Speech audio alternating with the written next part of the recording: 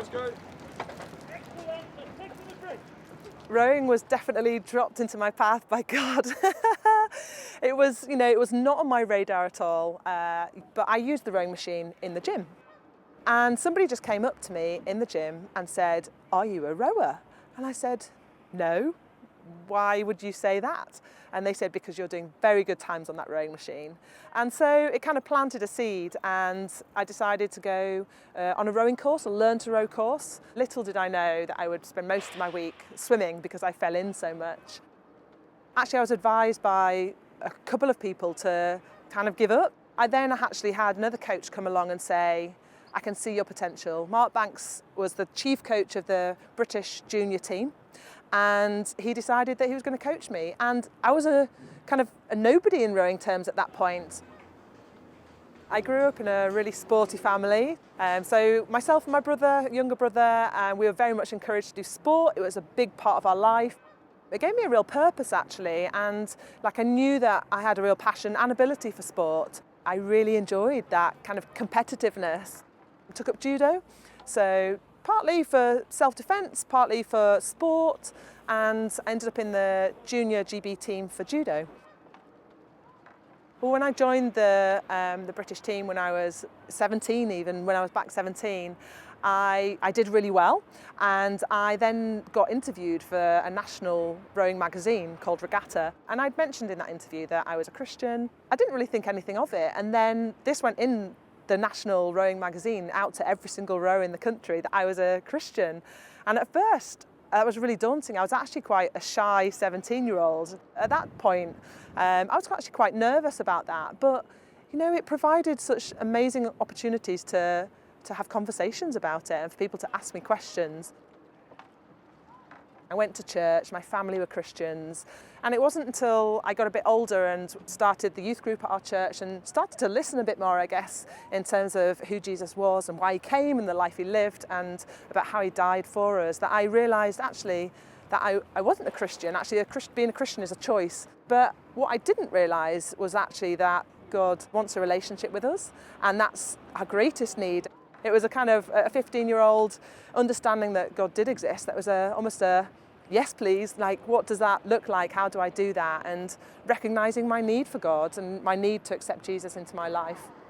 For me, rowing in my head wasn't a long-term thing. It was I want to go to the Olympics. Let's do it. I moved down south when I finished school. It was a big change for me as an 18-year-old, moving and committing 2 years to rowing. And then I didn't make it. I came second in the race-off for the single slot. I kind of felt like my whole world fell apart. And actually it took my coach to pick me back up at that point. And he kind of convinced me to do other things that year. I did the Under-23 World Championships instead. I had an amazing summer of racing and of medals. And I actually ended up going to Sydney as a spare, a reserve athlete.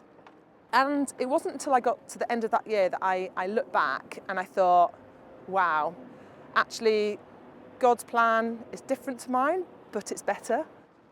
It was a bit of a light bulb moment, both in my faith and in my sport. So in my sport, I realised, okay, I'm not going to be rowing for 2 years, I'm going to be rowing for longer. This is just the beginning. And the Bible passage from that point, which made a huge impact in my life, was trust in the Lord with all of your heart, lean not on your own understanding. In all your ways acknowledge him, and he will direct your path. In Athens, we'd never won a senior medal. We'd won under-23 medals or junior medals, but never a senior medal. We went in really hopeful, and we came away with a silver. And for us, that was absolutely amazing. It was our first senior medal. The four of us had really bonded over that year of racing together and of getting to know each other even more. And they're still like sisters to me now, the three girls that I rowed with in the quad. And so, when you stand on that medal podium, it's a moment that you're sharing with three amazing mates, and you've just worked hard together, and it's so hard to describe. After Athens, there was a real 4-year campaign. Right, we've got the silver, now we want that gold. And a real kind of what we called gold medal mentality, gold medal training, gold medal resting, gold medal eating. It was just in our every thoughts. And we went out in our final. We led the race for about 6 minutes out of the 6 minutes and 17 seconds of the race. And just in those final stages, got overtaken by the Chinese crew. The moment we crossed that line, we were absolutely devastated. The realisation that we hadn't won that gold medal, we were just crushed in that moment. And, I was just in floods of tears, but I knew that if I could catch a glimpse of my parents, that I would feel so much better, because I knew that they loved me regardless of whether I was winning a gold medal or a silver medal or not a medal at all. And so I guess me looking for my parents and searching for them is a small picture of my relationship with God and how that is a real anchor. We already knew that London was going to be the next games, home games, and gold medalist, here we come. And actually, the year running up to the Olympics, I did get injured. I injured my back, which then led to actually a fractured rib. I did end up competing. I wasn't full fitness. All credit to the crew. We had some great races. We managed to scrape through to the final. We didn't finish as well as we'd hoped to. And again, that was a very different experience. It wasn't that we'd just missed a result. We kind of felt like we didn't show ourselves as well as we could have. And that was my final race. Lots of people actually asked me after London, do you regret those 4 years that you committed to rowing? And I would say without a hesitation, no, not at all, not a minute.